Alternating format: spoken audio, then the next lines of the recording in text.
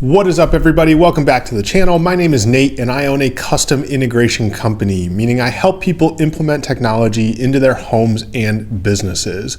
We install all sorts of different smart home products on the residential and commercial side of things, like distributed audio, automation systems, and obviously Ubiquity networks. If you are ever interested in having us design or manage your Ubiquity network, our contact information is in the description below. We do have an awesome smart home guide that is available to you if you are building a new house, available in the description, and a bunch of the products that we're going to talk about today are included in that smart home guide. In today's video, we're going to talk about Sonos architectural speakers and how to implement them, how to install them, and how to pre-wire for them if you plan to use this throughout your home or your renovation. We just got back from a job where we finished up a pre-wire for a customer's basement renovation where we included 3 different individual zones of audio and a 4th zone upstairs. The basement was being renovated, which gave us the perfect opportunity before the drywall goes up to implement speakers throughout the space in the orientations that made sense for him. And we are going to show you how we designed that and what we did to make sure that the system works for years to come. Now in the video, you're going to see us pulling wire and utilizing new construction brackets for the speakers. All right, so let's talk about how and why you should wire for speakers if you have the opportunity to, whether you're renovating a space or maybe you're building a new home.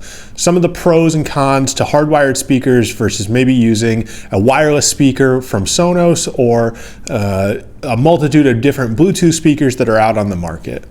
So with a hardwired speaker, you're going to take 16 or 18-2 cable, and you're going to run them from the head end where you are going to have a receiver or an amplifier of some sort out to each individual speaker location, and that speaker is going to be passively powered through the amp or receiver.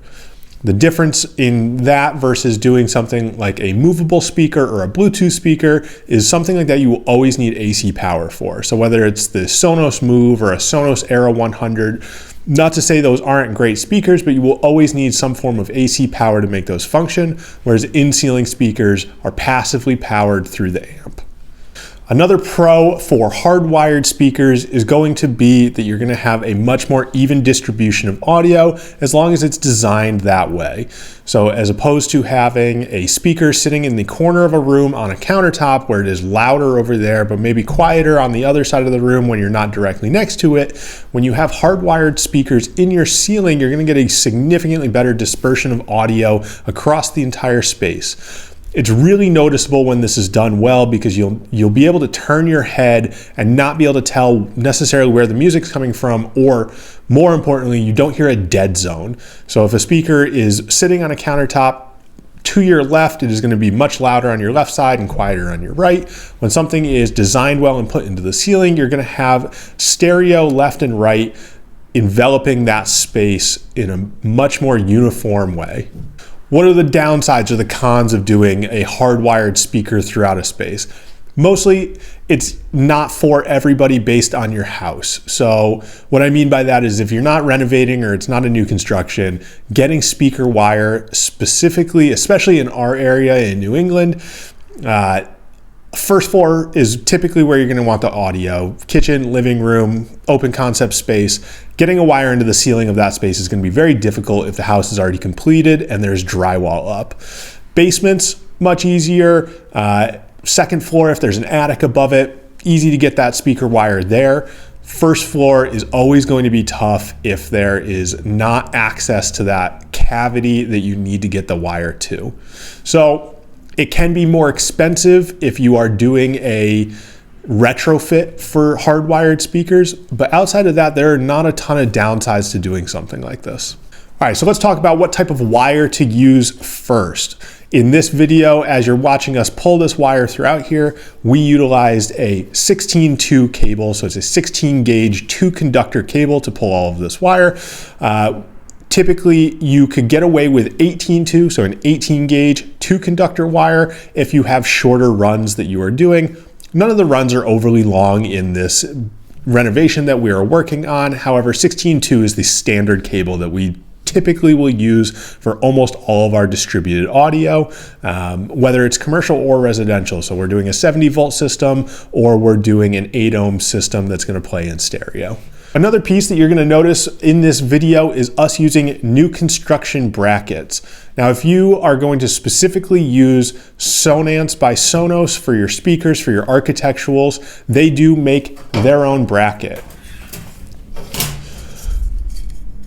So this is what's called a pre-construction bracket. So it has two wings that attach to it that allow you to span a joist and leave a cutout circle for the drywall team to come and use a rotozip along the exterior edge.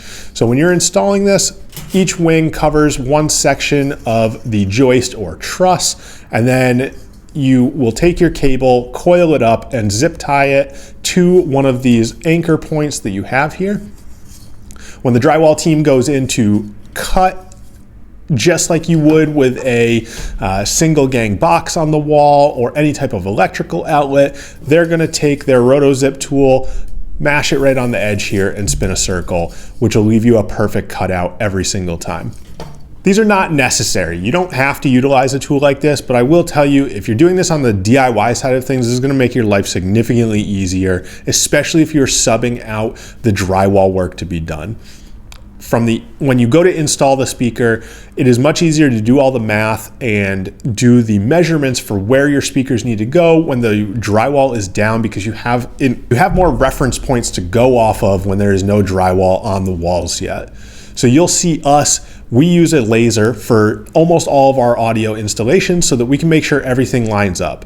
So keep in mind, just because we're centered on a bay in a joist while the drywall is down, you won't be able to see any of those once that drywall goes up. So us making sure that our speakers are lined up in whatever orientation we're going for is very important to us before the drywall goes up, which is why we use a laser. We use a Bosch laser. It's very convenient for us because it has a magnet on the back of it and it allows us to stick it directly to, in this scenario, metal studs.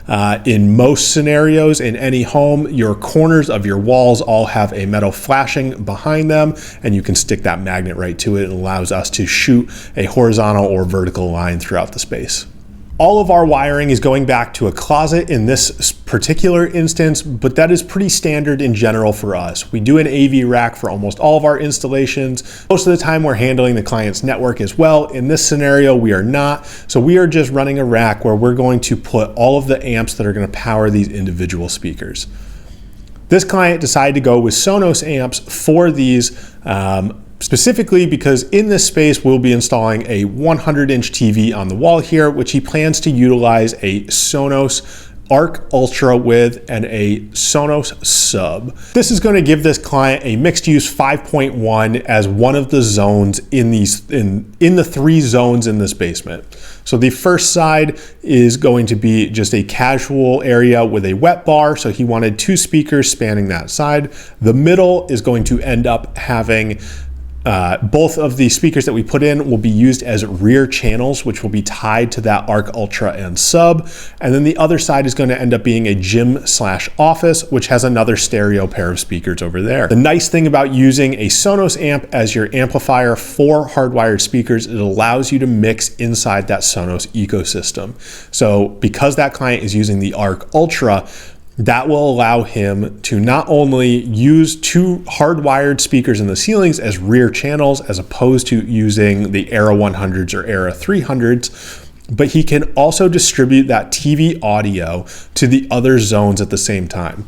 So imagine you're having a Super Bowl party, you've got people all over the place in that space, but you don't want just the audio coming from the TV. You can go into the Sonos app and allow yourself to distribute that audio that is coming off of the TV over to the other zones because they're all tied into the same ecosystem. You don't necessarily have to use a Sonos amp. We use them frequently here, but you could also use any type of amplifier that is rated for 8 ohm. You could use a receiver, depending on what your setup is going to be. So maybe you're wiring your speakers to have a 5.1 or a 7.2, whatever it is for a home theater application, you would use a receiver. In our scenario, we do a lot of distributed audio, and because he planned to use the Sonos Arc, we are not utilizing a receiver. That Sonos Arc is going to act as that processor. Distributed audio, there's all sorts of different amplifiers you can use, whether it's an audio matrix, different types of amps. Denon makes one, Ubiquiti has one now. All of those are all possible. We just happen to be using Sonos for this one because it fit inside the ecosystem and the client was already comfortable with it. Talk about how to actually install the speaker once your drywall is up and you're ready for installation. This is an 8-inch speaker from Sonos by Sonos. This is not required if you're using a Sonos amp. You don't have to stay within the same field. However, you will be able to utilize more speakers on a Sonos amp if you are using Sonos by Sonos speakers. Now, this is the 8-inch model, which is this is basically the big brother to the 6.5-inch model that you saw us install those brackets for in this home. Works just like any other in-ceiling speaker. You are going to have 4 dog ears on each speaker with a screw hole in the bottom, which will allow you to go in and set them, and they will rest on top of your speaker bracket. All of the speakers have 2 post terminals, red and black, which is going to line up directly with your 2 conductor wire that you pulled to each area. You are going to terminate red to red, black to black. The grills for almost any in-ceiling speaker is going to utilize magnets across the front space, and it allows you to just snap directly on once you are in. Now, there's a bunch of different types of speakers. We utilized these because it was what the client wanted.